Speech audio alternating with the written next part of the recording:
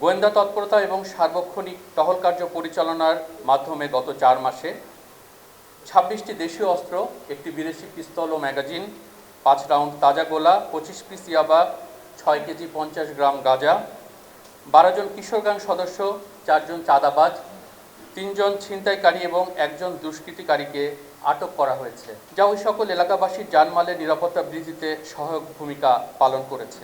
এছাড়াও নিয়মিত মেডিকেল ক্যাম্পেইনের মাধ্যমে দুর্গম চরাঞ্চলের চিকিৎসা বঞ্চিত হতদরিদ্র 1647 জন অধিবাসীদের বিনামূল্যে চিকিৎসা ও প্রয়োজনীয় ঔষধ সামগ্রী বিতরণ করা হয়েছে। জাটকা নিধন প্রতিরোধ অভিযান 2024 বাস্তবায়নের লক্ষ্যে বিশেষ কম্বিং অপারেশন পরিচালনা করে বিপুল পরিমাণে অবৈধ জাল, 1,56,530 কেজি জাটকা, 1,82,45,000 পিস রেণুপোনা, 44টি বোট এবং 5টি ট্রলার জব্দ করা হয়েছে। অবৈধ বালু উত্তোলন প্রতিরোধকল্পে বিশেষ অভিযান পরিচালনা করে 47টি বাল্কহেড, 12টি ড্রেজার এবং 2টি এক্সকাভেটর আটক করা হয়েছে। পরিবেশ রক্ষায় নিষিদ্ধ 7,251 কেজি পলিথিন জব্দ করা হয়েছে। ঢাকা জোনের দায়িত্বপূর্ণ এলাকা তথা নারায়ণগঞ্জ, মুন্সিগঞ্জ, চাঁদপুর এবং তৎসংলগ্ন এলাকায় একক ও যৌথ উদ্ধার অভিযান পরিচালনা করে অত্র জোন কর্তৃক 10টি মৃতদেহ এবং 2 জনকে জীবিত উদ্ধার করা হয়েছে। এছাড়াও নৌপথে আকস্মিক দুর্ঘটনায় সার্চ অ্যান্ড রেস্কিউ অপারেশনের জন্য অত্র জোনের অধীনস্থ বিসিজি স্টেশন পাগলা ও বিসিজি স্টেশন চাঁদপুরে সার্বক্ষণিকভাবে ডুবুরি দল প্রস্তুত রাখা হয়ে থাকে।